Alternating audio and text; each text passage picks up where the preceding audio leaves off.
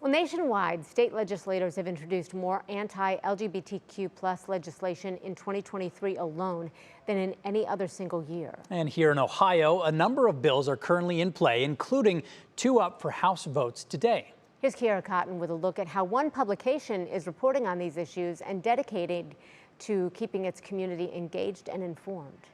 3 years ago, Ken Schneck made the move from Vermont to Ohio. But he says he left more than just his old life behind. In those 7.5 hours, I left behind in my rearview mirror all of my legal rights as an LGBTQ person. As the editor of the Buckeye Flame, Schneck has been covering the ongoing frustrations surrounding LGBTQ+ legislation here in Ohio. We're very specifically a nonprofit. I'm sure we could be much more well-funded if we went a different route.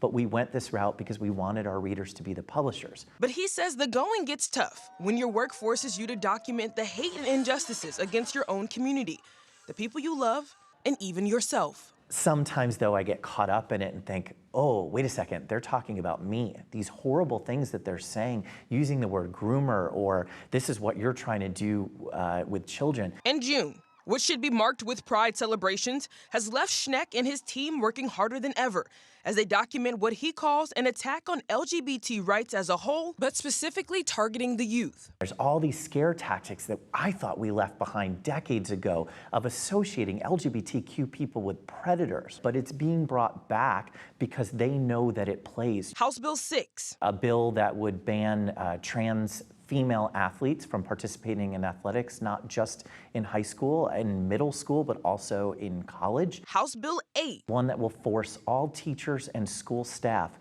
which includes school psychologists and school counselors and school social workers, to automatically out LGBTQ students to their parents. House Bill 68. A bill that would ban gender-affirming care, which would be horribly detrimental to trans youth in Ohio. And House Bill 183. A bill that would segregate trans students into a bathroom against their choosing in both high schools and colleges. Have all come under consideration from the Ohio House of Representatives this year. And while major Ohio cities like Cleveland have passed some protections, Schneck says community concerns extend to those beyond city lines. I absolutely love Cleveland. I love the life that I have here.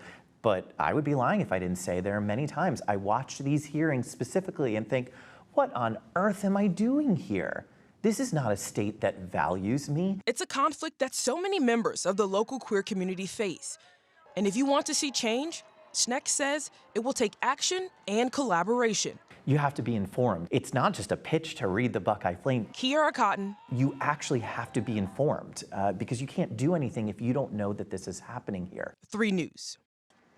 Well, moments ago, the Ohio House of Representatives passed House Bill 8.